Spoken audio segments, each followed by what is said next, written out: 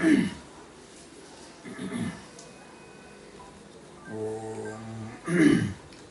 ಶ್ರುತಿಸ್ಮೃತಿಪುರಾಣಾನಾಂ ಆಲಯಂ ಕರುಣಾಲಯಂ ನಮಾಮಿ ಭಗವತ್ಪಾದಂ ಶಂಕರಂ ಲೋಕಶಂಕರಂ. ನಮಃ ಶ್ರೀ ಶಂಕರಾನಂದ ಗುರುಪಾದಾಂಬುಜನ್ಮನೆ ಸವಿಲಾಸ ಮಹಾಮೋಹಗ್ರಾಹಗ್ರಾಸೈಕಕರ್ಮಣೆ ತತ್ಪಾದಾಂಬುರುಹದ್ವಂದ್ವ ಸೇವಾ ನಿರ್ಮಲಚೇತಸಾಂ ಸುಖಬೋಧಾಯ ತತ್ವಸ್ಯ ವಿವೇಕೋಯಂ ವಿಧೀಯತೆ. ಈ ಪಂಚದಶಿಯಲ್ಲಿ 6ನೇ ಅಧ್ಯಾಯವಾದ ಚಿತ್ರದೀಪ ಪ್ರಕರಣ ಅನ್ನೋದನ್ನು ನಾವು ತಗೊಂಡಿದ್ದೀವಿ. ಅದರಲ್ಲಿ ಕೆಲವು ಶ್ಲೋಕಗಳು ನೋಡಿದ್ದೀವಿ. ಇದರಲ್ಲಿ ಏನು ಮಾಡ್ತಾ ಇದ್ದಾರೆ ವಿದ್ಯಾರಣ್ಯರು, ಪರಮಾತ್ಮನ ತತ್ವವನ್ನು, ಆಮೇಲೆ ಇಡೀ ಪ್ರಪಂಚದ ತತ್ವವನ್ನು, ಆಮೇಲೆ ಜೀವ ಎಂಥವನು, ಅವನ ಸ್ಥಿತಿ ಏನು, ಇದೆಲ್ಲವನ್ನೂ ಕೂಡ ಒಂದು ಚಿತ್ರಪಟ ಅನ್ನೋ ಒಂದು ಉಪಮಾನವನ್ನು ಇಟ್ಕೊಂಡು ಮಾಡ್ತಾ ಇದ್ದಾರೆ. ಚಿತ್ರಪಟವನ್ನು ನಿರ್ಮಾಣ ಮಾಡೋಕ್ಕೆ ಒಬ್ಬ ಏನೇನು ಹಂತಗಳಿದೆಯೋ ನಿರ್ಮಾಣ ಮಾಡೋದ್ರಲ್ಲಿ, ಅದೇ ಥರವೇ ಕೆಲವು ಹಂತಗಳನ್ನ ನಾವು ಈ ಪ್ರಪಂಚ ಸೃಷ್ಟಿಯಲ್ಲಿ ಕೂಡ ನಾವು ನೋಡ್ಬೋದು ಅನ್ನೋದನ್ನು ಅವರು ತೋರಿಸಿದ್ದಾರೆ. ಹಾಗಾಗಿ ಚಿತ್ರಪಟದಲ್ಲಿ ನಮಗೆ ಪ್ರಥಮವಾಗಿ ಒಂದು ಪಟ ಅಂದರೆ ಒಂದು ಬಟ್ಟೆ ಬೇಕಾಗುತ್ತೆ. ಆ ಬಟ್ಟೆಯಲ್ಲಿ ಹಾಗೆ ಚಿತ್ರ ಬರೀಕಾಗೋದಿಲ್ಲ ಖಂಡಿತ. ಹಾಗಾಗಿ ಏನು ಮಾಡಬೇಕಾಗುತ್ತೆ, ಆ ಬಟ್ಟೆಯನ್ನು ಸ್ವಲ್ಪ ಗಟ್ಟಿ ಮಾಡಬೇಕಾಗುತ್ತೆ. ಅದಕ್ಕೆ ಗಂಜಿನೋ ಏನೋ ಮಾಡಿ ಗಟ್ಟಿ ಮಾಡಬೇಕಾಗುತ್ತೆ.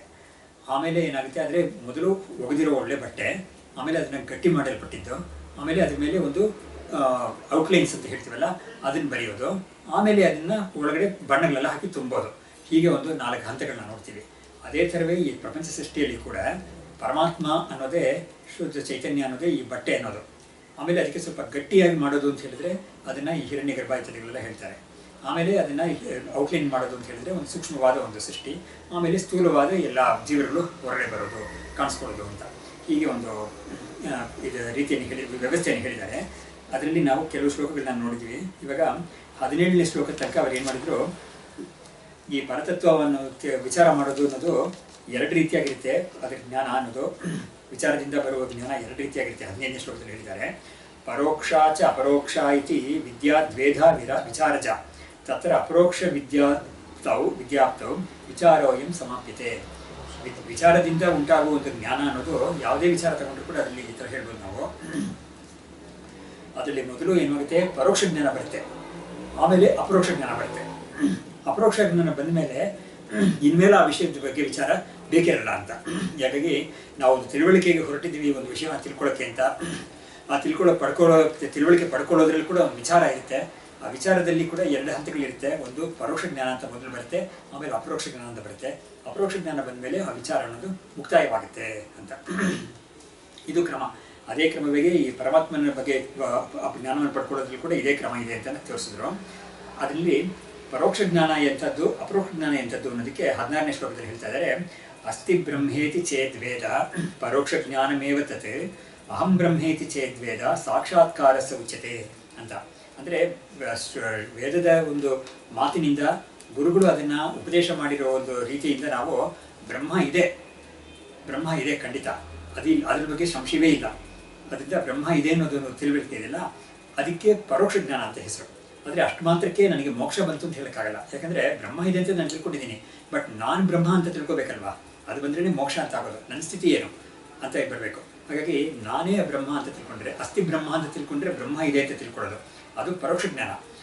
ಅಹಂ ಬ್ರಹ್ಮ, ನಾನೇ ಬ್ರಹ್ಮ ಅಂತ ಹೇಳೋದು, ತಿಳ್ಕೊಳ್ಳೋದು, ಆ ತಿಳುವಳಿಕೆ ಬರುತ್ತಲ್ಲ, ಅದು ಸಾಕ್ಷಾತ್ಕಾರ ಅಂತ ಹೇಳೋದು. ಸಾಕ್ಷಾತ್ಕಾರ ಅಂದರೆ ಡೈರೆಕ್ಟ್ ರಿಯಲೈಸೇಷನ್ ಅಂತ. ಅಂಥದ್ದೇ ಈ ಸಂಸಾರ ಅಂತ ಒಂದು ಸರಣಿ ಅಂತ ಇದೆಯಲ್ಲ, ಅದಕ್ಕೆ ಮುಕ್ತಾಯ ಮಾಡುತ್ತೆ. ಆಮೇಲೆ ಇನ್ಮೇಲೆ ವಿಚಾರ ಮಾಡಬೇಕಾದ ಅವಶ್ಯಕತೆ ಇಲ್ಲ ಅಂತ. ಅದಕ್ಕೆ ಅವನು ಯಾತಕ ವಿಚಾರ ಕೈಗೊಂಡ ಅಂತ ಹೇಳಿದ್ರೆ, ನನ್ನ ಸ್ಥಿತಿ ಏನು ಅಂತ ತಿಳ್ಕೋಬೇಕು. ನನಗೆ ಒಂದು ಸಂಸಾರ ಅಂತ ಇದೆ ಅಂತ ನನಗೆ ಗೊತ್ತಾಗ್ತಾ ಇದೆ, ಅದು ವಾಸ್ತವವಾಗಿ ಇಲ್ಲ ಅಂತ ತಿಳ್ಕೊಬೇಕು. ನಾನು ನನ್ನ ಸ್ಥಿತಿ ವಾಸ್ತವವಾಗಿ ಸ್ವರೂಪ ಏನು ಅಂತ ತಿಳುವಳಿಕೆ ಬರೋಕ್ಕಾಗಿ ನಾನು ವಿಚಾರಗಳಲ್ಲಿ ತೊಡಗಿದ್ದೀನಿ. ಆದರೆ ವಿಚಾರದಿಂದ ನನಗೆ ಮೊದಲು ಏನಾಯಿತು, ಬ್ರಹ್ಮ ಇದೆ ಅಂತ ಗೊತ್ತಾಯಿತು ಗುರುಶಾಸ್ತ್ರ ಮುಖಾಂತರ. ಆಮೇಲೆ ಅದನ್ನು ಚೆನ್ನಾಗಿ ನಿಧಿಧ್ಯಾಸನೆಲ್ಲ ಮಾಡಿದ ಮೇಲೆ ನಾನೇ ಆ ಬ್ರಹ್ಮ ಅಂತ ತಿಳುವಳಿಕೆ ಆಯಿತು. ನಾನೇ ಬ್ರಹ್ಮ ಅಂತ ತಿಳುವಳಿಕೆ ಆದಮೇಲೆ ನನಗೆ ಇನ್ನು ಮುಂದೆ ಯಾರ ಹತ್ರನೂ ಹೋಗಿ ನನಗೆ ಇದನ್ನು ಹೇಳ್ಕೊಡಿ ಅಂತ ಹೇಳ್ಲಿಕ್ಕೆ ಅವಶ್ಯಕತೆ ಇಲ್ಲ ಅಂತ ಸ್ಥಿತಿ. ಇವಾಗ ತತ್ ಸಾಕ್ಷಾತ್ಕಾರ ಸಿದ್ಧ್ಯರ್ಥಂ ಆತ್ಮತತ್ವಂ ವಿವಿಚ್ಯತೆ ಏನಾಯಂ ಸರ್ವ ಸಂಸಾರಾತ್ ಸದ್ಯ ಏವ ಮುಚ್ಯತೆ. 17ನೇ ಶ್ಲೋಕ ಸಿಕ್ಕಿದೆಯಾ? ಆ ಸಾಕ್ಷಾತ್ಕಾರ ಅಂದರೆ ಅಹಂ ಬ್ರಹ್ಮ ಅಂತ ಸಾಕ್ಷಾತ್ಕಾರ ಸಿದ್ಧಿಯಾಗಕ್ಕೆ, ಹಾಗಾಗಿ ಆತ್ಮತತ್ವವನ್ನು ವಿವೇಚನೆ ಮಾಡಿ ಹೇಳ್ತೀವಿ ಈ ಅಧ್ಯಾಯದಲ್ಲಿ ಹೇಳಕ್ಕೆ ಹೊರಟಿದ್ದೀವಿ. ಆ ಒಂದು ವಿವೇಚನೆ ಮಾಡಿ ನಾವು ತಿಳ್ಕೊಂಡ್ರೆ ಅದನ್ನು ಆತ್ಮತತ್ವ ತಿಳ್ಕೊಂಡ್ರೆ ಸರ್ವ ಸಂಸಾರ ಸದ್ಯೇವ ಮುಚ್ಚಿತೆ. ಇಡೀ ಸಂಸಾರದಿಂದನೂ, ಅಂದರೆ ಸಂಸಾರ ಅಂದರೆ ಏನು, ಹುಟ್ಟು ಸಾಯೋದು ಅಂತ ಒಂದಿದೆಯಲ್ಲ ಅದು ಸಂಸಾರ ಅಂತ. ಹುಟ್ಟೋದು ಸಾಯೋದು ಅಂತ, ಪುನರಪಿ ಜನನಂ ಪುನರಪಿ ಮರಣಂ ಪುನರಪಿ ಜನನಿ ಜಠರೇ ಶರಣಂ ಅಂತ ಒಂದಿದೆಯಲ್ಲ ಅದೇ ಸಂಸಾರ ಅಂತ. ಆ ಸಂಸಾರದಲ್ಲಿ ಹುಟ್ಟಿದ ಮೇಲೆ ಸುಖವಾಗಿರ್ತೀವ ಅಂತ ಹೇಳಿದ್ರೆ ಹೇಳಕ್ ಬರಲ್ಲ. ಕಿಂಚಿತ್ ಸುಖ ಬರುತ್ತೆ, ಕಿಂಚಿತ್ ದುಃಖ ಬರುತ್ತೆ. ಆಮೇಲೆ ದುಃಖಮಯವೇ ಅಂತ ನಾವು ಹೇಳ್ಬೋದು, ದುಃಖ ಪ್ರಾಯವೇ ಅಂತ ಹೇಳ್ಬೋದು. ಯಾಕಂದರೆ ಜನ್ಮ ಬಂದಮೇಲೆ ಜರ ವ್ಯಾಧಿ ಇದೆಲ್ಲ ಬರುತ್ತೆ, ಮರಣ ಅನ್ನೋದು ಇದ್ದೇ ಇದೆ. ಹಾಗಾಗಿ ಈ ಜರ ವ್ಯಾಧಿ ಅನ್ನೋದೆಲ್ಲ ನಾವು ಸಹಿಸ್ಕೊಳ್ಬೇಕಾಗುತ್ತೆ. ಆಮೇಲೆ ಪ್ರಪಂಚದಲ್ಲಿ ನಾವು ಒಂದು ವ್ಯಕ್ತಿಯಾಗಿ ಓಡಾಡಬೇಕು ಅಂತ ಹೇಳಿದರೆ ನಾನಾ ಜನರ ಜೊತೆ ನಾವೊಂದು ಇಂಟ್ರಾಕ್ಷನ್ ಅಂತ ಒಂದು ಮಾಡ್ತೀವಿ. ಅದು ಮಾಡೋವಾಗ ನಮ್ಗೆ ಏನಾಗುತ್ತೆ, ಮಾನ ಅಪಮಾನಗಳು ಉಂಟಾಗುತ್ತೆ. ಮಾನ ಬಂದರೆ ನಮಗೆ ಸಂತೋಷ ಅಂತ ಹೇಳ್ತೀವಿ, ಆದರೆ ಅಪಮಾನ ಜೊತೆಗೆ ಬಂದರೆ ಹಿಂದೆ ಅಪಮಾನ ಕೂತಿರುತ್ತೆ, ಅವಾಗ ನಮಗೆ ದುಃಖ ಉಂಟಾಗುತ್ತೆ. ಹಾಗಾಗಿ ಇದೆಲ್ಲ ಇರುತ್ತೆ. ಹೀಗಾಗಿ ಮನಸ್ಸಿಗೆ ಕೆಲವು ದುಃಖಗಳು, ದೇಹದಿಂದ ಕೆಲವು ದುಃಖಗಳು, ಇಂಥದ್ದೆಲ್ಲ ಬರುತ್ತೆ. ಇದೇ ಸಂಸಾರ ಅನ್ನೋದು. ಆ ಸಂಸಾರ ಅನ್ನೋದು ಸದ್ಯ ಏವಿ ಮುಚ್ಚಿದೆ, ಆ ಕ್ಷಣವೇ ಅವನಿಗೆ ಬಿಟ್ಟೋಗ್ಬಿಡುತ್ತೆ. ಅದು ಇವನಿಗೆ ಈ ನಾನೇ ಬ್ರಹ್ಮಸ್ವರೂಪ ಅಂತ ತಿಳ್ಕೊಂಡಿದ್ದ ಕ್ಷಣವೇ ಇವನಿಗೆ ಸಂಸಾರ ಅನ್ನೋದು 3 ಸಮಯದಲ್ಲೂ ಇರಲಿಲ್ಲ. ನನಗೆ ಇದುವರೆಗೂ ಸಂಸಾರ ಇತ್ತು, ಇನ್ಮೇಲೆ ಇಲ್ಲ ಅಂತ ಇಲ್ಲ, ಯಾವಾಗಲೂ ನನಗೆ ಸಂಸಾರ ಇಲ್ಲ, ಇದ್ದಿಲ್ಲ, ನಾನು ಯಾವಾಗಲೂ ಅಸಂಸಾರಿ ಸ್ವರೂಪವೇ ನಾನು ಅಂಥ ಒಂದು ತಿಳುವಳಿಕೆಯನ್ನು ಕೊಡುತ್ತೆ ಇದು ಈ ಆತ್ಮ ವಿಚಾರ ಅನ್ನೋದು, ವೇದಾಂತ ವಿಚಾರ ಅನ್ನೋದು. ಅದಕ್ಕಾಗಿ ನಾವು ಹೊರಟಿದ್ದೀವಿ ಅಂತ ವಿದ್ಯಾರಣ್ಯ ಸ್ವಾಮಿಗಳು ಒಂದು ಪ್ರತಿಜ್ಞೆ ಮಾಡಿದ್ದಾರೆ. ಇನ್ಮೇಲೆ ಮುಂದಿನ ಶ್ಲೋಕದಲ್ಲಿ 18ನೇ ಶ್ಲೋಕದಲ್ಲಿ ಕೂಟಸ್ಥೋ ಬ್ರಹ್ಮ ಜೀವೇಶೌ ಇತ್ಯೇವಂ ಚಿಚ್ಚತುರ್ವಿಧಾ ಘಟಾಕಾಶ ಮಹಾಕಾಶೌ ಜಲಾಕಾಶಭ್ರಖೇ ಯಥಾ. ಹೀಗೆ ಆ ಚಿತ್ರಪಟದಲ್ಲಿ ಹೇಗೆ 4 ಹಂತಗಳಿದೆಯೋ ಆ 4 ಇಲ್ಲಿ ತೋರಿಸ್ತಾ ಇದ್ದಾರೆ. ಕೂಟಸ್ಥೋ ಬ್ರಹ್ಮ, ಕೂಟಸ್ಥ ಅಂತ ಒಂದು, ಬ್ರಹ್ಮ ಅಂತ ಅದೇ ಬ್ರಹ್ಮ ಅಂತ ಅದೇ ಒಂದು ಇದು ಬ್ರಹ್ಮ ಅನ್ನೋದು, ಜೀವ ಈಶವ್ ಅಂತ ಅದೇ 2, ಇತ್ಯೇವಂ ಚತುರ್ವಿಧ, ಹೀಗೆ 4 ಇದು ನಮಗೆ ಬಂದಿದೆ. ಅದಕ್ಕೆ ಉಪಮಾನ ಕೊಡ್ತಾ ಇದ್ದಾರೆ, ಘಟಾಕಾಶ ಮಹಾಕಾಶವು ಜಲಾಕಾಶ ಅಭ್ರಖೇಯಥ ಅಂತ. ಹಾಗಾಗಿ ಘಟಾಕಾಶ ಮಹಾಕಾಶ ಅನ್ನೋದು ಕೂಟಸ್ಥ ಬ್ರಹ್ಮ ಅಂತ ಆ 2 ಇದೆಯಲ್ಲ, ಅದಕ್ಕೆ ಉಪಮಾನ ಯಾವುದು, ಘಟಾಕಾಶ ಮತ್ತು ಮಹಾಕಾಶ. ಘಟಾಕಾಶ ಅನ್ನೋದೇ ಕೂಟಸ್ಥ ಅನ್ನೋ ಸ್ಥಾನದಲ್ಲಿ, ಬ್ರಹ್ಮ ಅನ್ನೋ ಸ್ಥಾನದಲ್ಲಿ ಮಹಾಕಾಶ ಅನ್ನೋದು. ಆಮೇಲೆ ಜೀವ ಈಶ್ವರ ಅಂತ 2 ಹೇಳಿದ್ರಲ್ಲ, ಆ 2ಕ್ಕೆ ಉಪಮಾನ ಯಾವುದು ಅಂತ ಹೇಳಿದ್ರೆ ಜಲಾಕಾಶ ಅಭ್ರಖೇಯತ. ಅದಕ್ಕೆ ಏನು ಅಂತ ಅದನ್ನು ಬಿಡಿಸ್ತಾರೆ ಅವರೇ. ಜಲಾಕಾಶ ಅಂತ ಹೇಳಿದ್ರೆ ಜಲದಲ್ಲಿ ಪ್ರತಿಬಿಂಬಿತವಾಗಿರೋದು ಆಕಾಶ ಅಂತ. ಅಭ್ರಖ ಅಂತ ಹೇಳಿದ್ರೆ ಮೇಘದಲ್ಲಿ ಬಿಂಬಿತವಾಗಿರೋ ಆಕಾಶ ಅಂತ. ಅದೇನು ಸ್ವಲ್ಪ ಅದು ಕ್ಲಿಷ್ಟವಾಗಿರುತ್ತೆ ತಿಳ್ಕೊಳ್ಳೋಕ್ಕೆ, ಬಟ್ ನಾವು ಅದನ್ನು ಸರಿಯಾದ ರೀತಿಯಲ್ಲಿ ತಿಳ್ಕೊಂಡ್ಬಿಟ್ರೆ ನಮಗೆ ಅಷ್ಟೊಂದು ಕಷ್ಟವಾಗಲ್ಲ. ಅದನ್ನು ಅವರೇ ಬಿಡಿಸಿ ಹೇಳ್ತಾರೆ. ಇವಾಗ ಈ 4 ಅನ್ನೋದು ಯಾವುದ್ಯಾವುದು ಅಂತ ಹೇಳಿದ್ರೆ ಕೂಟಸ್ಥ ಅನ್ನೋದೊಂದು, ಬ್ರಹ್ಮ ಅನ್ನೋದು. ಅಂದರೆ ಇಲ್ಲಿ ಈ ಒಂದು ಶ್ಲೋಕದ ಒಂದು ಪ್ರಾಸಕ್ಕಾಗಿ ಅವ್ರು ಏನು ಮಾಡಿದ್ದಾರೆ, ಕೂಟಸ್ಥ ಮತ್ತು ಬ್ರಹ್ಮ ಅಂತ ಹಾಕಿ ಹೇಳ್ತಾ ಇದ್ದಾರೆ. ಕೂಟಸ್ಥ ಅನ್ನೋದು ಜೀವನಲ್ಲಿ ಇರುವ ಒಂದು ಸಾಕ್ಷಿ. ಜೀವನಲ್ಲಿ ಯಾವ ಒಂದು ಸ್ವರೂಪ ಅಚ್ಚಳಿ ಇದೆ, ಯಾವುದೇ ಒಂದು ಬದಲಾವಣೆಗಳು ಆಗ್ತಾ ಇದ್ರು ಕೂಡ ಆ ದೇಹಕ್ಕೆ ಮನಸ್ಸಿಗೆ ಯಾವ ಒಂದು ವಸ್ತು ಬದಲಾವಣೆ ಯಾವನ್ನು ಹೊಂದದೇನೇ ಇರುತ್ತೋ ಅದಕ್ಕೆ ಕೂಟಸ್ಥ ಅಂತ ಹೆಸರು. ಆಮೇಲೆ ಬ್ರಹ್ಮ ಅನ್ನೋದು ಸರ್ವ ಜಗತ್ ಕಾರಣ, ಎಲ್ಲದರಲ್ಲಿ ಎಲ್ಲ ಕಡೆನೂ ಹರಡಿರೋ, ಎಲ್ಲ ಕಡೆನೂ ವ್ಯಾಪಕವಾಗಿರೋ, ಎಲ್ಲದರಲ್ಲೂ ಒಳಗೂ ಹೊರಗೂ ವ್ಯಾಪಕವಾಗಿರೋ ಬ್ರಹ್ಮಸ್ವರೂಪ ಅದೇ ಜಗತ್ ಕಾರಣ. ಆಮೇಲೆ ಜೀವ ಮತ್ತು ಈಶ, ಜೀವ ಅನ್ನೋನು ಈ ವ್ಯಷ್ಟಿ ಆಗಿರೋ ಒಂದು ವ್ಯಕ್ತಿ, ಈಶ್ವರ ಅನ್ನೋನು ಈ ಜೀವನಿಗೆ ಎಲ್ಲ ಒಂದು ಸೃಷ್ಟಿಯನ್ನು ಮಾಡಿ ಅವನಿಗೆ ಒಂದು ಸುಖ ದುಃಖಗಳನ್ನೆಲ್ಲ ಭೋಗಗಳನ್ನೆಲ್ಲ ಅವನಿಗೆ ಒದಗಿಸಿ ಎಲ್ಲ ಮಾಡುವನು ಈಶ್ವರ. ಹೀಗೆ ಈ 4ಕ್ಕೂ ಉಪಮಾನ ಏನು ಕೊಡ್ತಾ ಇದ್ದಾರೆ ಅಂತಂದರೆ, ಕೂಟಸ್ಥ ಅನ್ನೋದಕ್ಕೆ ಘಟಾಕಾಶ, ಮಹಾಕಾಶ ಅನ್ನೋದು ಬ್ರಹ್ಮ, ಜಲಾಕಾಶ ಅನ್ನೋದು ಜೀವ, ಅಭ್ರಖ ಅನ್ನೋದು ಅಭ್ರಖಂ ಅನ್ನೋದು ಈಶ್ವರ. ಇದಕ್ಕೆ 4ಕ್ಕೂ ಇವರು ಒಂದು ದೃಷ್ಟಾಂತದಲ್ಲಿ ಇವರು ಒಂದು ವ್ಯಾಖ್ಯಾನ ಸಣ್ಣ ಒಂದು ವ್ಯಾಖ್ಯಾನ ಮಾಡ್ತಾ ಇದ್ದಾರೆ. ಚಿದಾತ್ಮನಃ ಪಾರಮಾರ್ಥಿಕಮೇಕತ್ವಂ ನಿಶ್ಚೇತಂ ವ್ಯವಹಾರ ದಶಾಯಾಂ ಪ್ರದೀಯಮಾನಂ ಚೈತನ್ಯ ಭೇದಂ ಉದ್ದೇಶತಿ ಕೂಟಸ್ಥ ಇತಿ. ಚಿದಾತ್ಮನಃ, ಚಿತ್ ಸ್ವರೂಪ ಅನ್ನೋದು ನಮಗೆ ಶುದ್ಧ ಚೈತನ್ಯ ಸ್ವರೂಪ, ನಮ್ಮ ಸ್ವರೂಪವೇ ಅದು, ಎಲ್ಲ ಕಡೆನೂ ಇರೋ ಸ್ವರೂಪವೇ ಅದು. ಅದೊಂದೇ ಅಲ್ಟಿಮೇಟ್ ತತ್ವ. ಅದ್ವೈತದಲ್ಲಿ ಅದೊಂದೇ ತತ್ವ, ಅಲ್ಟಿಮೇಟ್ ತತ್ವ ಒಂದೇ ಸತ್ಯವೇ. ಸತ್ಯ ಅನ್ನೋದು ಅದೇನೆ, ಚೈತನ್ಯ ಸ್ವರೂಪ ಅದೇನೆ. ಅದನ್ನು ತೀರ್ಮಾನ ಮಾಡೋಕ್ಕಾಗಿ ಪಾರಮಾರ್ಥಿಕವಾಗಿ ಅದೊಂದೇ ಸತ್ಯ ಅಂತ ಹೇಳೋಕ್ಕಾಗಿ ಏನು ಮಾಡ್ತಾ ಇದ್ದಾರೆ, ಇವಾಗ ಈ 4 ವಿಷಯಗಳನ್ನ ಹೇಳ್ತಾ ಇದ್ದಾರೆ. ಇದು 4 ವಿಷಯಗಳನ್ನ ಹೇಳೋದು ಏನು ಅಂತ ಕೇಳಿದ್ರೆ, ಈಗ ಅಧ್ಯಾರೋಪ ಅಂತ ಹೇಳ್ತಾರೆ. ಅಪವಾದ ಅನ್ನೋದು ಇನ್ನೊಂದು ಬರುತ್ತೆ. ಈ ಅಧ್ಯಾರೋಪ ಯಾತಕ್ಕೆ ಮಾಡಬೇಕು ಅಂತ ಹೇಳಿದ್ರೆ, ಒಂದು ಕ್ಲಿಷ್ಟವಾದ ಒಂದು ವಿಷಯವನ್ನು ತಿಳಿಸ್ಕೊಡೋಕ್ಕಾಗಿ ನಾವು ಕೆಲವು ವಿಷಯಗಳನ್ನ ಒಪ್ಕೊಳ್ತೀವಿ. ಇವಾಗ ಅದ್ರ ಮುಖಾಂತರ ನಾವು ಕಷ್ಟವಾದ ವಿಷಯವನ್ನು ತಿಳಿಸ್ಕೊಡ್ತೀವಿ. ಇದನ್ನು ಒಪ್ಕೊಳ್ಳದೆ ನಮಗೆ ಅದನ್ನು ತಿಳಿಸೋಕೆ ಆಗೋದಿಲ್ಲ. ಹಾಗಾಗಿ ಒಂದು ಉಪಾಯ ಏನು ಅಂತ ಹೇಳಿದ್ರೆ ಆ ಒಂದು ಕ್ಲಿಷ್ಟವಾದ ಒಂದು ವಿಷಯವನ್ನು ತಿಳಿಸ್ಕೊಳ್ಳೋಕ್ಕೆ ಇವುಗಳೊಂದು ಉಪಾಯ ಆಗುತ್ತೆ ಅದು. ಹಾಗಾಗಿ ಆ ಅದ್ವೈತ ಚೈತನ್ಯ, ಒಂದು ಶುದ್ಧ ಚೈತನ್ಯ ಅಂತ ಏಕಮೇವ ಅದ್ವಿತೀಯ ಚೈತನ್ಯ ಅಂತ ಇದೆಯಲ್ಲ, ಅದರ ಒಂದು ತಿಳುವಳಿಕೆಯನ್ನು ನಮಗೆ ಕೊಡೋಕ್ಕಾಗಿ ಈ 4 ವಿಷಯಗಳನ್ನ ಇವರು ಈ ಪ್ರಪಂಚದಲ್ಲಿ ತೋರಿಸ್ತಾ ಇದ್ದಾರೆ ನಮಗೆ. ಅದು ನಮ್ಗೆ ಅನುಭವದಲ್ಲೇ ಇದೆ. ನೋಡು, ಈ 4ಕ್ಕೂ ಕೂಡ ಕೊನೆಯಲ್ಲಿ ನೋಡಿದ್ರೆ, ಒಂದು ಅಲ್ಟಿಮೇಟ್ ಆಗಿ ನೋಡಿದ್ರೆ ನಿಮಗೆ ಒಂದು ಅಧಿಷ್ಠಾನ ಸ್ವರೂಪ ಅದೇನೇ ಅಂತ ನಮಗೆ ಕೊನೆಯಲ್ಲಿ ಮುಕ್ತಾಯವಾಗಬೇಕು. ಹೀಗಾಗಿ ಹೇಳ್ತಾ ಇದ್ದಾರೆ, ಏಕಸ್ಯ ಆಶ್ರಿತೇ ಚಾತುರ್ವಿದ್ಯೆ ದೃಷ್ಟಾಂತಮಃ ಏಕಸ್ಯ ಆಶ್ರಿತೇ ಚಾತುರ್ವಿದ್ಯೆ ದೃಷ್ಟಾಂತಮಃ ಘಟಾಕಾಶ ಇತಿ. ಅಂದರೆ ಈ ಒಂದೇ ಒಂದು ಸ್ವರೂಪವೇ ಇರೋದು ಅಂತ ಇರೋದಕ್ಕೆ ನಮಗೆ ಒಂದು ದೃಷ್ಟಾಂತ ಕೊಡ್ತಾ ಇದ್ದಾರೆ. ಅದಕ್ಕೆ ಘಟಾಕಾಶವಿದೆ. ಘಟಾಕಾಶ ಮಹಾಕಾಶವು ಜಲಾಕಾಶ ಅಭ್ರಕೇತ ಅಂತ ಅದನ್ನು ಅವರೇ ಬಿಡಿಸ್ತಾ ಇವಾಗ ಮುಂದಿನ ಶ್ಲೋಕದಲ್ಲಿ ನಮಗೆ ಸ್ಪಷ್ಟವಾಗಿದೆ. ನಾವೇ ಹೇಳೋದಕ್ಕಿಂತ ಅವ್ರ ಬಾಯಿಂದ ತಿಳ್ಕೊಳ್ಳೋಣ. ಘಟಾವಚ್ಛಿನ್ನಕೆ ನೀರಂ ಯತ್ತತ್ರ ಪ್ರತಿಬಿಂಬಿತಃ ಸಾಭ್ರನಕ್ಷತ್ರ ಆಕಾಶೋ ಜಲಾಕಾಶ ಉದೀರ್ಯತೆ. ಇವಾಗ ಹಿಂದಿನ ಶ್ಲೋಕದಲ್ಲಿ ಘಟಾಕಾಶ ಮಹಾಕಾಶವು ಅಂತ ಒಂದು 2 ಹೇಳಿದ್ರಲ್ಲ, ಅದು ಎರಡನ್ನೂ ನಮಗೇನೆ ಅರ್ಥ ಮಾಡ್ಕೊಳ್ಳೋಕ್ಕಾಗುತ್ತೆ. ಅದಕ್ಕೆ ತುಂಬ ವ್ಯಾಖ್ಯಾನ ಏನು ಬೇಕಿಲ್ಲ, ಅದನ್ನು ಹೇಳ್ಬಿಡ್ತೀನಿ ಮುಂಚೆ. ಅದನ್ನ ಬಿಟ್ಟು ಇವರು ಬಾಕಿ 2 ಹೇಳಿದ್ರಲ್ಲ, ಯಾವುದು ಜಲಾಕಾಶ ಅಭ್ರಕೇತ ಅಂತ, ಅದನ್ನ ಇವಾಗ ಶ್ಲೋಕದಲ್ಲಿ ಹೇಳ್ತಾ ಇದ್ದಾರೆ. ಅದನ್ನ ಮೊದಲನೇದು ಹೇಳಿಲ್ಲ. ಯಾತಕ್ಕೆ ಹೇಳಿಲ್ಲ ಅಂತ ಹೇಳಿದ್ರೆ ಅದು ಎಲ್ಲರಿಗೂ ಗೊತ್ತಾಗುತ್ತೆ ಈಸಿಯಾಗಿ ಅಂತ ಹೇಳ್ಬಿಟ್ಟು ಹೇಳಿಲ್ಲ. ಏನಂದ್ರೆ ಇವಾಗ ನೋಡಿ, ಇವಾಗ ಒಂದು ಅಖಂಡವಾದ ಒಂದು ಸ್ಪೇಸ್ ಇದೆ, ಎಲ್ಲರಿಗೂ ಗೊತ್ತಾಗುತ್ತೆ, ಎಲ್ಲ ವಸ್ತುಗಳು ಸ್ಪೇಸಲ್ಲಿ ಇದೆ ಅಂತ ಗೊತ್ತಾಗುತ್ತೆ. ಆದರೆ ನಾವೇನು ಮಾಡ್ತೀವಿ, ಒಂದು ಮನೆ ಕಟ್ಟಿದ್ದೀವಿ, ಒಂದು 18 ಸ್ಕ್ವೇರ್ಸ್ ಮನೆ ಒಂದು ಕಟ್ಟಿದ್ದೀವಿ ಅಂತ ಹೇಳ್ತೀವಿ. ಅವಾಗ ಏನಾಗುತ್ತೆ, ಮನೆಯದು 4 ಕಡೆ ಗೋಡೆಗಳೆಲ್ಲ ಸೇರ್ಕೊಂಡು ಏನು ಮಾಡುತ್ತೆ, ಅಖಂಡವಾಗಿರೋ ಒಂದು ಸ್ಪೇಸ್ನಲ್ಲಿ 18 ಸ್ಕ್ವೇರ್ಸ್ ಮಾತ್ರ ಅನ್ನೋದನ್ನು ನಮಗೆ ಸಣ್ಣದಾಗಿ ತೋರಿಸುತ್ತೆ. ಆ ಸಣ್ಣದಾಗಿ ತೋರಿಸುತ್ತೆ ಅಂತ ಒಂದಿದೆಯಲ್ಲ, ಅದರ ತೋರಿಸೋದಕ್ಕೆ ಉಪಾಧಿ ಅಂತ ಹೆಸರು. ಇನಿವೆ ಈ ಆವಾಗ ಏನಾಯಿತು, ಒಂದು 15 ಏಕರ್ಸು ಏನೋ ಒಂದು ಜಾಗ ತೊಗೊಂಡಿದ್ದಾನೆ, ಒಂದು ಜಾಗ ಇದೆ ಒಂದು ಲೇಔಟಲ್ಲಿ. ಅಷ್ಟೊಂದು ಏಕರ್ಸ್ ಜಾಗದಲ್ಲಿ 18 ಸ್ಕ್ವೇರ್ಸ್ಗೆ ಒಂದು ಮನೆ ಕಟ್ಟಿದ್ದಾನೆ ಅವಾಗ ಏನಾಗುತ್ತೆ, ಅದು ಆ 15 ಸ್ಕ್ವೇರ್ಸ್ ಅನ್ನೋದ್ರಲ್ಲಿ 15 ಏಕರ್ಸ್ ಅನ್ನೋದ್ರಲ್ಲಿ 18 ಸ್ಕ್ವೇರ್ಸ್ ಅನ್ನೋದು ಮಾತ್ರ ಒಂದು ಕಾಣಿಸ್ತಲ್ಲ, ಚಿಕ್ಕದಾಗಿ ಕಾಣಿಸ್ತಲ್ಲ. ಇಲ್ಲೂ ಸ್ಪೇಸೇ ಇರೋದು, ಅಖಂಡವಾಗಿರೋದು ಸ್ಪೇಸೇನೆ. ಇವಾಗ ಅಕಸ್ಮಾತ್ ಈ ಬಿಲ್ಡಿಂಗ್ಸ್ ಯಾವುದು ಕಟ್ಟದೇ ಇದ್ದಾಗ ಆ 15 ಏಕರ್ಸ್ ಅನ್ನೋದು ದೊಡ್ಡದಾಗಿ ವಿಸ್ತಾರವಾಗಿ ಕಾಣಿಸ್ತಾ ಇತ್ತು ಒಬ್ಬರಿಗೆ. ಅವಾಗ ಮನೆಗಳೆಲ್ಲ ಬಂದಮೇಲೆ ಏನಾಯಿತು, ಆ 15 ಏಕರ್ಸ್ ಕಣ್ಣಿಗೆ ಕಾಣಿಸ್ತಾ ಇಲ್ಲ, ಜೋರಾಗಿ ಮನೆಗಳಾಗಿ ಕಾಣಿಸ್ತಾ ಇದೆ ಅಷ್ಟೇ. ಆದರೆ ಮನೆಗಳಿಗೆ ಎಲ್ಲವೂ ಹೊಡೆದಾಕ್ಬಿಟ್ಟು ನಿಮಗೆ ಡಿಮಾಲಿಷ್ ಮಾಡಿದ್ಮೇಲೆ ಏನು ಸಿಗುತ್ತೆ ನಿಮಗೆ, ಮತ್ತೆ ಆ 15 ಏಕರ್ಸ್ ಸಿಗುತ್ತೆ ನಿಮಗೆ.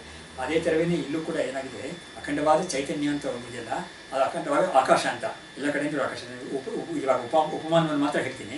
ಅಖಂಡವಾದ ಆಕಾಶದಲ್ಲಿ ಒಂದು ಘಟಾಕಾಶ ಅಂತ ಹೇಳಿದ್ರೆ, ಒಂದು ಮಡಿಕೆಯನ್ನು ಮಾಡಿದ ತಕ್ಷಣ ಏನಾಗುತ್ತೆ, ಮಡಿಕೆಗೆ ಒಂದು ವಾಲ್ಯೂಮ್ ಅಂತ ಇರುತ್ತೆ. ಒಂದು 8 ಲೀಟರ್ ನೀರು ತುಂಬೋದು, ಇದರಲ್ಲಿ ಏನಾದ್ರು ಒಂದು ಹಾಕೋಬೋದು ಅಂತ ಹೇಳ್ತಾರಲ್ಲ, ಅದು ವಾಲ್ಯೂಮ್ ಅಂತ ಇದೆಯಲ್ಲ. ಅದು ಹೇಗೆ ವಾಲ್ಯೂಮ್ ಸಿಗುತ್ತೆ ಅಂತ ಹೇಳಿದ್ರೆ, ಆ ಘಟದಲ್ಲಿ ಒಂದು ಸ್ಪೇಸ್ ಇದೆ ನಮಗೆ, ಅದಕ್ಕೆ ಘಟಾಕಾಶ ಅಂತ ನಾವು ಹೇಳ್ತೀವಿ, ಒಂದು ಹೆಸರು ಕೊಡ್ತೀವಿ. ಘಟ ಹೊಡೆದೋದ್ರೆ ಏನಾಗುತ್ತೆ, ಆ ಘಟಾಕಾಶ ಅನ್ನೋದು ಮಹಾಕಾಶದಲ್ಲಿ ಬೆರ್ಕೊಂಡ್ಬಿಡುತ್ತೆ.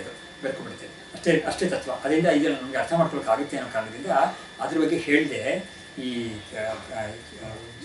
ಜಲಾಕಾಶ ಮತ್ತು ಅಬ್ರಕ ಇದೆಯಲ್ಲ, ಕಮ್ ಅಂತ ಇದೆಯಲ್ಲ, ಅದನ್ನ ಬಗ್ಗೆ ಹೇಳ್ತಾ ಇದ್ದೀನಿ ಅಂತ ಕೊಟ್ಟಿದ್ದಾರೆ.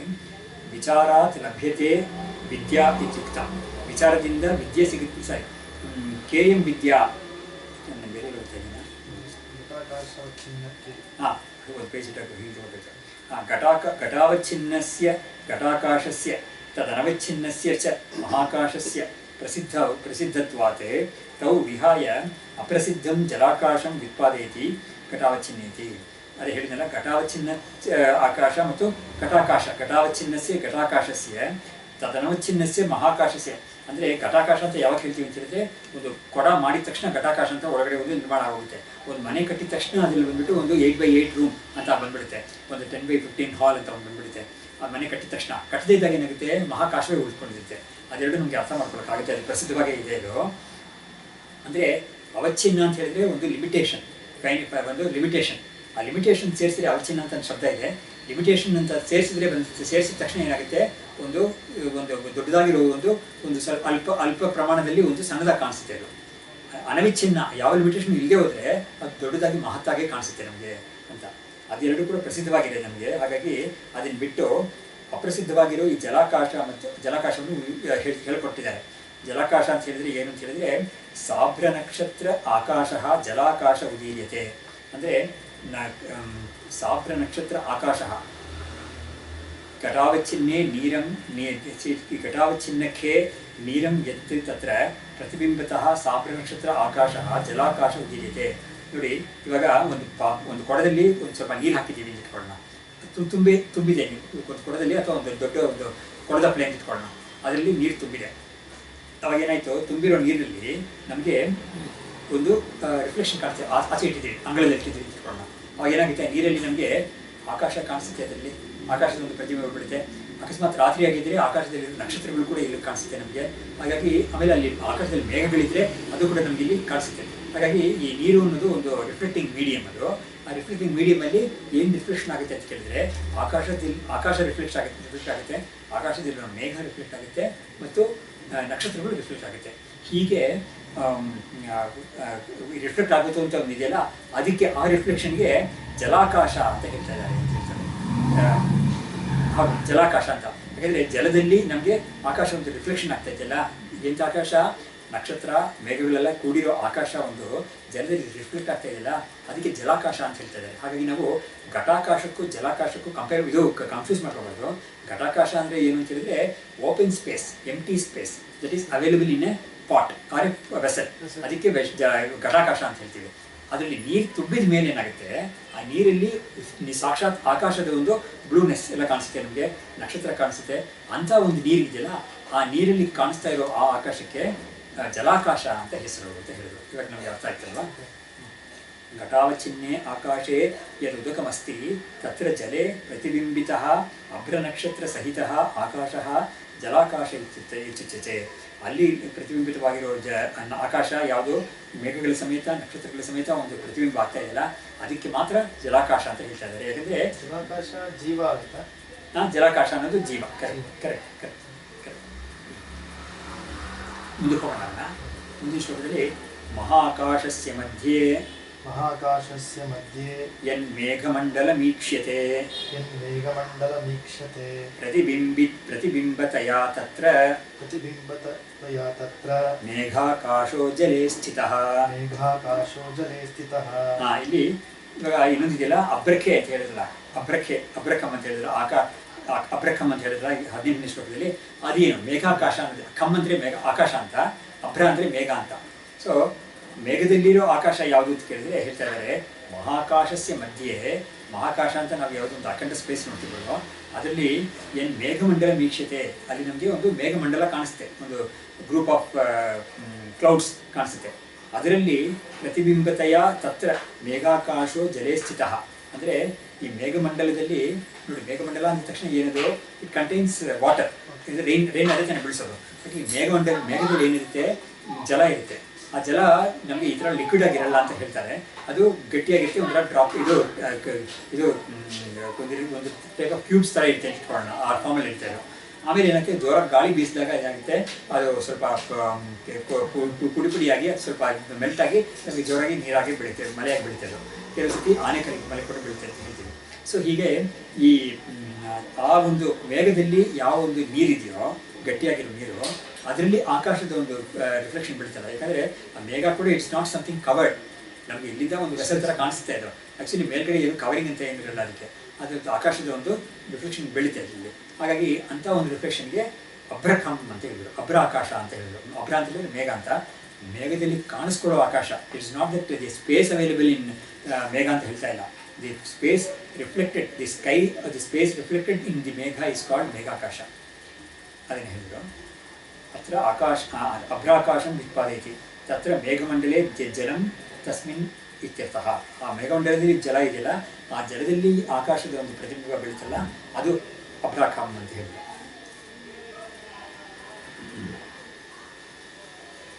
ಅದನ್ನು ಸ್ವಲ್ಪ ಅಬ್ರಕಮ್ ಅಂತ ಹೇಳಿದ್ರೆ ಈಶಾ ಅಬ್ರಕಮ್ ಮೇಘದಲ್ಲಿರೋ ಆಕಾಶ ಅಂತ ಮೇಘದಲ್ಲಿ ಕಾಣಿಸ್ಕೊಳ್ಳೋ ಆಕಾಶ ಅಂದರೆ ಮೇಘದಲ್ಲಿ ರಿಫ್ಲೆಕ್ಟ್ ಆಗೋ ಆಕಾಶ ಇವಾಗ ಮುಂದಿನ ಶ್ಲೋಕದಲ್ಲಿ ಇನ್ನೂ ಸ್ವಲ್ಪ ವಿಶದವಾಗಿ ಹೇಳ್ತಾ ಇದ್ದಾರೆ ಮೇಘಾಂಶ ರೂಪ ಮುದಕಂ ತುಷಾರಾಕಾರ ಸಂಸ್ಥಿತಂ ತತ್ರ ಸ್ವಪ್ರತಿಬಿಂಬೋಯಂ ಇಲ್ಲ ಕಪ್ರತಿಬಿಂಬೋ ಸ್ವರ ಕಪ್ರತಿಬಿಂಬೋಯಂ ಸ್ವನಿಕ ತತ್ರ ಸ್ವಪ್ರತಿ ಸ್ವಂದಕ ನೋಡ್ಕೊಂಡು ಕಣ್ಣು ತಿರುಗಿ ತತ್ರ ಸ್ವಪ್ರತಿಬಿಂಬೋಯಂ ಸ್ವಾನಿ ಕೊಡ್ಕಂಗ್ಲ ಸ್ವಂದಕ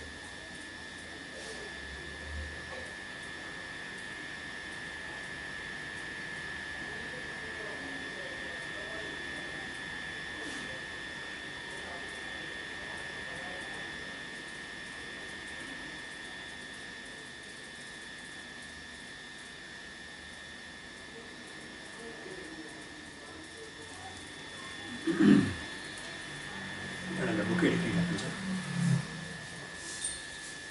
ಶಿಲ್ಪಕ ಆ ಶಿಲ್ಪಕ ಪಂಚದಶಿ ನೀರಿಗೆ ಹಾಂ brown brown brown brown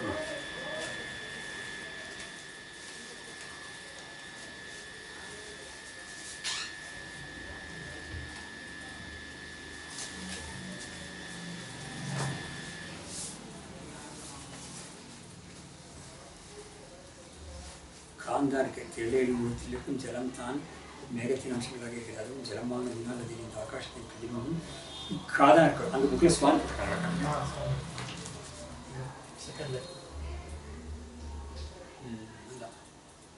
meaning ಏನು ಕೊಡ್ತಾರೆ ಆಗ ಮೇಘದ ಸೂಕ್ಷ್ಮಾವಯವ ರೂಪವಾದ ನೀರು ನೀರ್ಗಲ್ಲಿನ ಆಕಾರದಲ್ಲಿದೆ ಅದರಲ್ಲಿ ನೀರಿರುವುದರಿಂದ ಆಕಾಶದ ಪ್ರತಿಬಿಂಬವನ್ನು ಅನುಮಾನಿಸಬಹುದು ಅದ ತತ್ರ ಕಪ್ರತಿಬಿಂಬ ಅಂತ ಅನ್ಕೊಳ್ಳೋಣ ಪ್ರತಿಬಿಂಬ ಕಡೆ I think that's the mistake ಅಂತ ಹೇಳಿ ಕಾನ್ ಪಡಿತಿರ್ತಾರೆ ಪೆನ್ಸಿಲ್ ಪೆನ್ಸಿಲ್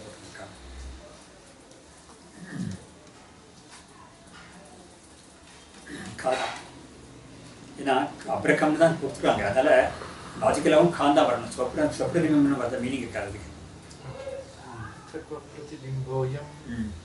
நெக்ஸ்ட் டைம் அவங்க வரும்போது நீங்கள் அதை மிஸ்டேக் காமிங்க அவங்க புக்ஸ் இதே புக்கு தான் அவங்க வச்சுருக்காங்க அதை மிஸ்டேக் பண்ணிட்டோம் ಸೊ ಮೇಘಾಂಶ ರೂಪ ಮೊದಲ ಕಂಪೇರಿಂಗ್ ಆಯ್ತು ಇವಾಗ ಮೇಘಾಂಶ ರೂಪ ಮೇಘದಲ್ಲಿ ಒಂದು ಮೇಘದಲ್ಲಿ ಅಂಶವಾಗಿ ಒಂದು ನೀರಿದೆ ಅಲ್ಲಿ ಮೇಘದಲ್ಲಿ ತುಷಾರಾಕಾರ ಸಂಸ್ಥಿತ ಅದು ಹೇಗಿರುತ್ತೆ ತುಷಾರ ಅಂತ ಹೇಳಿದ್ರೆ ಸ್ವಲ್ಪ ಗಟ್ಟಿ ಅಂತ ನೀರ್ಗಲ್ಲು ಅಂತ ಹಾಕಿದ್ದಾರೆ ಅದಕ್ಕೆ ಅದು ಗಟ್ಟಿಯಾಗಿರುತ್ತೆ ಸ್ವಲ್ಪ ಐಸ್ ಅಂತ ಹೇಳ್ಬೋದು ಅದನ್ನು ಅಥವಾ ಸ್ನೋ ಅಂತ ಹೇಳ್ಬೋದು ಅಥವಾ ಏನಾದರೂ ಒಂದು ಸ್ವಲ್ಪ ಗಟ್ಟಿಯಾಗಿರೋದು ಅಂದರೆ ಹಾರ್ಡನ್ಡ್ ವಾಟರ್ ಅಂತ ಹೇಳ್ಬೋದು ಸ್ವಲ್ಪ ಅಂದರೆ ಫ್ರೋಝನ್ ಅಂತ ಹೇಳ್ಬೋದು ಫ್ರೋಝನ್ ವಾಟರ್ ತುಷಾರಾಕಾರ ಸಂಸ್ಥಿತ ತತ್ರ ಕಪ್ರತಿಬಿಂಬೋಯಂ ಅದರಲ್ಲಿ ಆಕಾಶದ ಒಂದು ಬಿಂಬ ಬೆಳೆಯುತ್ತೆ ಯಾಕಂದರೆ ನೋಡಿ ಈ ಆನೆಕಲ್ಲು ಅಂತ ಹೇಳಿದರೆ ಕೂಡ ಅದರಲ್ಲಿ ಅದೊಂದು ಟ್ರಾನ್ಸ್ಪರೆಂಟ್ ಆಗಿರುತ್ತೆ ಶೈನಿಂಗ್ ಸರ್ಫೇಸ್ ಇರುತ್ತೆ ಅದು ನ್ಯಾಚುರಲಿ ಅದರಲ್ಲಿ ಒಂದು ರಿಫ್ಲೆಕ್ಷನ್ ಬೆಳಕ್ಕೆ ಚಾನ್ಸ್ ಇದೆ there is nothing wrong in that ಹಾಗಾಗಿ ಕಪ್ರತಿಬಿಂಬೋಯಂ ಅಯಂ ನೀರತ್ವಾತ್ ಅನುಮೀಯತೆ ಸರಿ ಅಲ್ಲಿ ಒಂದು ಅಲ್ಲಿ ಪ್ರತಿಬಿಂಬ ನೀನು ಹೋಗಿ ನೋಡಿದ್ಯಾ ಒಂದು ಏಣಿ ಏನಾದರೂ ಹಾಕ್ಕೊಂಡು ಅಥವಾ ಹೆಲಿಕಾಪ್ಟರ್ ಹಾಕ್ಕೊಂಡು ಅದ್ರ ಮೇಘದಲ್ಲಿ ಹೇಗಿದೆ ಅದರೊಂದು ರಿಫ್ಲೆಕ್ಷನ್ ಬಿಡ್ತಾ ಇದೆಯಾ ಅಂತ ಹೇಳ್ತೀಯ ನೋಡಿದ್ಯಾ ಅಂತ ಕೇಳಿದ್ರೆ ನೋಡಬೇಕಾಗಿಲ್ಲ ಅನುಮಾನ ಮಾಡ್ಕೋಬೋದು ವಿ ಕ್ಯಾನ್ ಇನ್ಫರ್ ಅಂತ ಹೇಳಿದ್ರು ಹಾಗಾಗಿ ನೀರತ್ವಾತ್ ಯಾಕೆ ಅಂತ ಇನ್ಫರ್ ಮಾಡ್ಕೋಬೋದು ಅಂತ ಹೇಳಿದ್ರೆ ಘಟದಲ್ಲಿ ಹೇಗೆ ಒಂದು ಕೊಡದ ಪ್ಲೇನ ನೀರು ತುಂಬಿಬಿಟ್ಟು ಆ ನೀರಲ್ಲಿ ರಿಫ್ಲೆಕ್ಟಿಂಗ್ ಸರ್ಫೇಸ್ ಆಗಿದ್ದರಿಂದ ಅದೊಂದು ಇದು ಪ್ರತಿಬಿಂಬ ಬೀಳುತ್ತೋ ಅದೇ ಥರನೇ ಮೇಘದಲ್ಲಿ ಕೂಡ ನೀರೇ ಇರೋದು ಅಲ್ಲಿ ಕೂಡ ಒಂದ್ಸಲ ಗಟ್ಟಿ ನೀರು ಇರ್ಬೋದು ಅಷ್ಟೇ ಗಟ್ಟಿಯಾಗಿದ್ದು ಮಾತ್ರಕ್ಕೆ ಅದಕ್ಕೆ ರಿಫ್ಲೆಕ್ಷನ್ ತಗೊಳ್ಳಲ್ಲ ಅಂತ ಏನಿಲ್ಲ ಅದರಲ್ಲೂ ಕೂಡ ರಿಫ್ಲೆಕ್ಷನ್ ಬೀಳುತ್ತೆ ಅದಕ್ಕೆ ನಾವು ಅಬ್ರಕಮ್ ಅಂತ ಹೇಳ್ತೀವಿ ಅದನ್ನು ಅನುಮಾನ ಮಾಡ್ತೀವಿ ಹಾಗೊಂದು ರಿಫ್ಲೆಕ್ಷನ್ ಬೀಳುತ್ತೆ ಅಂತ ನಾವು ಅನುಮಾನ ಮಾಡ್ತೀವಿ ನಾವು ನೇರಳೆ ಹೋಗಿ ನೋಡಬೇಕಾಗಿಲ್ಲ ಅನುಮಾನ ಮಾಡ್ತೀವಿ ಅಂತ ಹೇಳೋದು ಯಾಕಂದರೆ ಎಲ್ಲೆಲ್ಲಿ ನೀರು ಸರ್ಫೇಸ್ ಇದೆಯೋ ಅಲ್ಲಲ್ಲಿ ಆಕಾಶದ ಒಂದು ರಿಫ್ಲೆಕ್ಷನ್ ಬೀಳ್ತಾ ಇದೆ ಅಂತ ನಾನೊಂದು ವ್ಯಾಪ್ತಿ ನೋಡಿದ್ದೀನಿ ಎಲ್ಲ ಕಡೆ ನೋಡಿದ್ದೀನಿ ಅದೇ ಥರ ಅಲ್ಲೂ ನೀರು ಇದೆ ಅಂತ ನನಗೆ ಗೊತ್ತಿದೆ ಹಾಗಾಗಿ ಅಲ್ಲೂ ಖಂಡಿತ ಬೀಳಲೇಬೇಕದು ಅಂತ ಯುಕ್ತಿ ಅನುಮಾನ ನಾನು ಮೇಘಜಲಸ್ಯ ಅಪ್ರತೀಯಮಾನತ್ವಾತ್ ನಭಸಃ ತತ್ರ ಕಥಂ ಪ್ರತಿಬಿಂಬಿತತ್ವಂ ತತ್ವಜ್ಞಾನಂ ಇತ್ಯಾಶಂಕ್ಯ ಮೇಘಾಂಶತೆ ಅದನ್ನೇ ಹೇಳ್ತಾರೆ ಅಂದರೆ ಮೇಘಜಲಸ್ಯ ಅಪ್ರತೀಯಮಾನತ್ವಾತ್ ಮೇಘದಲ್ಲಿ ಜಲ ಇರೋದು ನಿನಗೆ ಕಣ್ಣಿಗೇನು ಕಾಣಿಸಲ್ಲ ಹಾಗಿರುವಾಗ ತನ್ನ ನಭಃ ಅಲ್ಲಿ ಆಕಾಶದ ಒಂದು ಪ್ರತಿಬಿಂಬ ಇದೆ ಅಂತ ಜ್ಞಾನ ನಿನಗೆಲ್ಲಿ ಬಂತು ಅಂತ ಕೇಳಿದ್ರೆ ಅದಕ್ಕೆ ಅನುಮಾನ ಮಾಡ್ತಾ ಇದ್ದೀನಿ ಅಂತ ಹೇಳ್ತಾರೆ ನಾನು ಹೇಳಿದ ಅರ್ಥ ಆಯ್ತಲ್ವಾ ಮೇಘಸ್ಥ ಜಲಸ್ಯ ಪ್ರತ್ಯಕ್ಷೇಣ ಅನುಪಲಂಭೆಯಪಿ ವೃಷ್ಟಿಲಕ್ಷಣ ಕಾರ್ಯೇಣ ಮೇಘೆ ತದುಪಾದಾನಂ ಉದಕಂ ಸೂಕ್ಷ್ಮ ಅವಯವ ರೂಪಂ ಅಸ್ತಿ ಇತಿ ಅನುಮೀಯತೆ ಇವರು ಬಿಡಿಸಿ ಹೇಳ್ತಿದ್ದಾರೆ ಮೇಘಸ್ಥ ಜಲಸ್ಯ ಪ್ರತ್ಯಕ್ಷೇಣ ಅನುಪಲಭ್ಯವೇ ಮೇಘದಲ್ಲಿ ನೀರಿದೆ ಅಂತ ನನಗೆ ಪ್ರತ್ಯಕ್ಷವಾಗಿ ಗೊತ್ತಾಗದೆ ಹೋದರೂ ಕೂಡ ಅದರಿಂದ ಮಳೆ ಬೀಳುತ್ತಲ್ಲ ಮಳೆ ಬೀಳಬೇಕಾದ್ರೆ ಮಳೆಗೆ ಉಪಾದಾನ ಕಾರಣವಾಗಿರುವ ಒಂದು ಒಂದು ವಸ್ತು ಅಲ್ಲಿ ಇರಬೇಕು. ಅದಕ್ಕಾಗಿ ಈ ಮಳೆ ಅನ್ನೋದು ನೀರಾಗಿ ಸುರಿತದೆ, ಹಾಗಾಗಿ ನೀರೇ ಇನ್ನೊಂದು ಫಾರ್ಮಲ್ಲಿ ಅಲ್ಲಿ ಇರಬೇಕು ಅಂತ ನಾನು ಇನ್ಫರ್ ಮಾಡ್ಕೋಬೋದು, ಏನು ಕಷ್ಟ ಇಲ್ಲ ಅಂತ ಹೇಳ್ತಾರೆ. ಉದಕತ್ವೇನೈವ ಲಿಂಗೇನ ಪ್ರತಿಬಿಂಬತ್ವಮಪಿ. ಸರಿ, ಜಲ ನಾನು ಹೇಳಿದ್ನಲ್ಲ, ಕೊಡದ ಎಲ್ಲೆಲ್ಲಿ ನಾವು ನೀರು ಕಾಣಿಸ್ತೋ ಕೆಳಗಡೆ ಎಲ್ಲ, ಅಲ್ಲೆಲ್ಲ ಓಪನ್ ಸ್ಪೇಸಲ್ಲಿ ಇಟ್ಟಾಗ ಆಕಾಶದ ಒಂದು ಪ್ರತಿಬಿಂಬ ಬೆಳೀತೆ.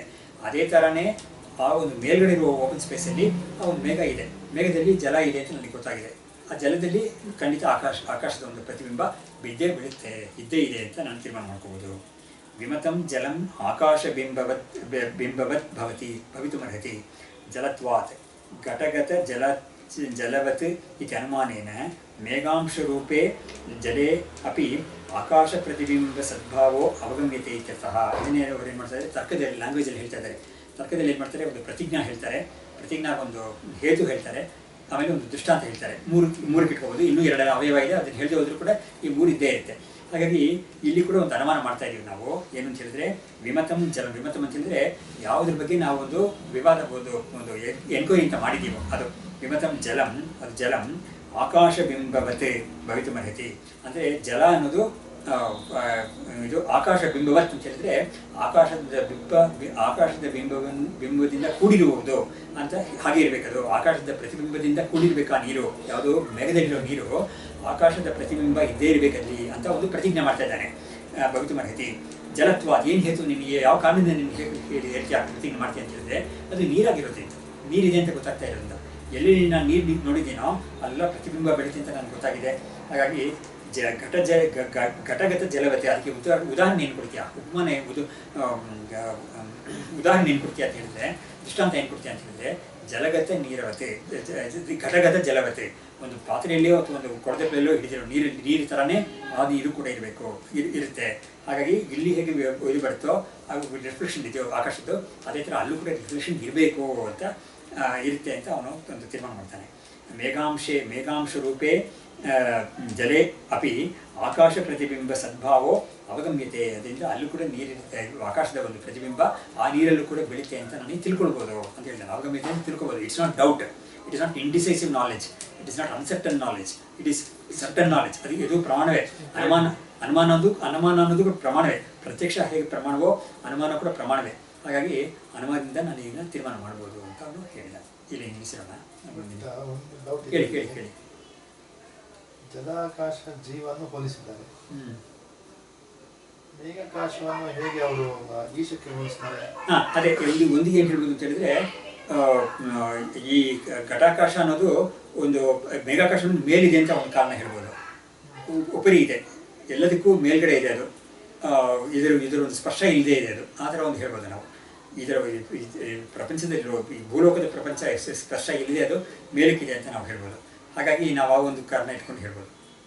ಆಮೇಲೆ ಇನ್ನೊಂದು, ಈ ಮೇಘಾಕಾಶ ಅನ್ನೋದು ಬೃಹತ್ತಾಗಿರುತ್ತೆ ನೋಡಿ. ಇವಾಗ ಒಂದು ನಾವು ಇಲ್ಲಿಂದ ಕೂಡ ನೋಡ್ಬೋದು, ಒಂದು ದೊಡ್ಡ ಮೇಘಮಂಡಲ ನಮಗೆ ಕಾಣಿಸ್ತಾ ಇರುತ್ತೆ, ಈ ಜಾಗಕ್ಕೆ ಬಂದಿದೆ ಅದು. ಬಟ್ ಅದು ಮಳೆ ಸುರಿಯಕ್ಕೆ ಶುರು ಮಾಡಿದ್ರೆ ಎಷ್ಟೊಂದು ಜಾಗಕ್ಕೆ ನೀರು ಕೊಡುತ್ತಲ್ವ, ಅದು ಎಷ್ಟೊಂದು ಜಾಗಕ್ಕೆ ನೀರು ಬಿಡುತ್ತೆ. ಆದರೆ ನೀವು ಒಂದು ಪಾತ್ರೆಯಲ್ಲಿ ಇಟ್ಟಿರೋ ನೀರು ಅಷ್ಟಕ್ಕೆಲ್ಲ ಹರಡಿಸೋಕ್ಕಾಗುತ್ತೆ? ನೀವು ಆಗೋದಿಲ್ಲ. ಅದರಿಂದ ಒಂದು ಪಾತ್ರೆ ನೀರಿಗೂ ಒಂದು ಮೇಘಕ್ಕೂ ಎಷ್ಟೊಂದು ಸೈಜಲ್ಲಿ ಡಿಫ್ರೆನ್ಸ್ ಇದೆ ಅಲ್ವಾ. ಹಾಗಾಗಿ ಅದು ದೊಡ್ಡ ಉಪಾಧಿ, ಇದು ಸಣ್ಣ ಉಪಾಧಿ ಅಂತ ಹೇಳ್ಬೋದು. ನೀರು ಹಿಡಿದಿಟ್ಕೊಳ್ಳೋಕ್ಕೆ ಈ ಪಾತ್ರೆ ನೀರಿಗೆ ಸಣ್ಣ ಉಪಾಧಿ, ಮೇಘ ಅನ್ನೋದು ದೊಡ್ಡ ಉಪಾಧಿ. ಹಾಗಾಗಿ ಈ ಉಪಾಧಿತ್ವೇನೇ ನಮಗೆ ಡಿಫ್ರೆನ್ಸ್ ಇದೆ. ಹಾಗೆಯೇ ನಮಗೆ ಸಿದ್ಧಾಂತದಲ್ಲೂ ಇದೆ, ದಾರ್ಶನಿಕದಲ್ಲೂ ಹಾಗೇನೆ. ಜೀವ ಅನ್ನೋನು ಸಣ್ಣ ಉಪಾಧಿ, ಈಶ್ವರ ಅನ್ನೋನು ದೊಡ್ಡ ಉಪಾಧಿ ಅಂತ. ಜೀವ ಅನ್ನೋನಿಗೆ ಒಂದು ಈ ಸ್ಥೂಲ ದೇಹ ಅಂತ ಒಂದಿದೆ, ಸೂಕ್ಷ್ಮ ದೇಹ ಅಂತ ಪಂಚಕೋಶಗಳಿದೆ, ಅದರಿಂದ ಇವನು ಪರಿಚ್ಛಿನ್ನನಾಗಿದ್ದಾನೆ. ಆದರೆ ಈಶ್ವರನಿಗೆ ಆ ಥರ ದೇಹವೇ ಇಲ್ಲದೆ ಇರೋದ್ರಿಂದ ಅವನು ಅಪರಿಚ್ಛಿನ್ನ, ಅವನಿಗೆ ಪರಿಚ್ಛಿನ್ನತೆ ಇಲ್ಲವೇ ಇಲ್ಲ, ಎಲ್ಲ ಕಡೆಯೂ ಅವನಿದ್ದಾನೆ. ಹಾಗಾಗಿ ನಾವು ಆ ಡಿಫ್ರೆನ್ಸ್ ಹೇಳ್ಬೋದು. ಹಾಗೆ ಎರಡು ಡಿಫ್ರೆನ್ಸ್ ಇಟ್ಕೊಂಡು ಖಂಡಿತ ಹೇಳ್ಬೋದು. ಹಾಗೆ ಮೇಘಕ್ಕೂ ಇದಕ್ಕೂ ಕಾರಣ ಅದೇ ತೋರಿಸಿದ್ನಲ್ಲ, ಪಾತ್ರೆ ಅನ್ನೋದು ಒಂದು ಇದು ಪರಿಚ್ಛಿನ್ನವಾಗಿದೆ. ಬೇರೆ ಅದು ಪರಿಚ್ಛಿನ್ನವೇ, ಬಟ್ ಅದು ಸ್ವಲ್ಪ ಇದಕ್ಕೆ ರಿಲೇಟಿವ್ಲಿ ಇದಕ್ಕಿಂತ ತುಂಬ ದೊಡ್ಡದು. ಆಮೇಲೆ ಈಶ್ವರನ ವಿಷಯದಲ್ಲಿ ಕೂಡ ಅದ್ವೈತ ವೇದಾಂತದ ಪ್ರಕಾರ ಅದು ಕೂಡ ಒಂದು ರೀತಿಯಲ್ಲಿ ಪರಿಚ್ಛಿನ್ನನೇ. ಅಂದರೆ ಮಾಯಾವಚ್ಛಿನ್ನಂ ಚೈತನ್ಯ ಶುದ್ಧ ಚೈತನ್ಯ ಬ್ರಹ್ಮವೇ. ಜೀವನೂ ಕೂಡ ಅದೇ ಶುದ್ಧ ಚೈತನ್ಯವೇ. ವಿಚಾರ ಮಾಡಿ ನೋಡಿದ್ರೆ ಈಶ್ವರನ್ನು ಕೂಡ ವಿಚಾರ ಮಾಡಿ ನೋಡಿದ್ರೆ ಶುದ್ಧ ಚೈತನ್ಯವೇ. ಬಟ್ ಒಂದೇ ಶುದ್ಧ ಚೈತನ್ಯವೇ ಮಾಯೆಯ ಒಂದು ಅವಚ್ಛಿನ್ನದಿಂದ, ಅದು ಅವಚ್ಛೇದಕದಿಂದ ಅದು ಈಶ್ವರ ಅಂತ ಅನ್ನಿಸ್ಕೊಳುತ್ತೆ. ಅಜ್ಞಾನದ ಒಂದು ಅವಚ್ಛೇದಕದಿಂದ ಜೀವ ಅಂತ ಅನ್ನಿಸ್ಕೊಳುತ್ತೆ ಅಂತ ನಾವು ಈ ಶ್ಲೋಕದ ಈ ಅಧ್ಯಾಯದ ಮೊದಲ ಶ್ಲೋಕವನ್ನು ಓದ್ಬಿಡೋಣ. ಓದ್ಬಿಟ್ಟು यथा चित्रपटे दृष्टम् अवस्थानां चतुष्टयं परमात्मनि विज्ञेयं तथावस्था चतुष्टयं। नमः श्रीशङ्करानन्द गुरुपादाम्बुजन्मने सविलासमहामोहग्राहग्रासैककर्मणे तत्पादाम्बुरुहद्वन्द्वसेवा निर्मलचेतसां सुखबोधाय तत्त्वस्य विवेकोऽयं विधीयते। श्रुतिस्मृतिपुराणानामालयं करुणालयं नमामि भगवत्पादं शङ्करं लोकशङ्करम्।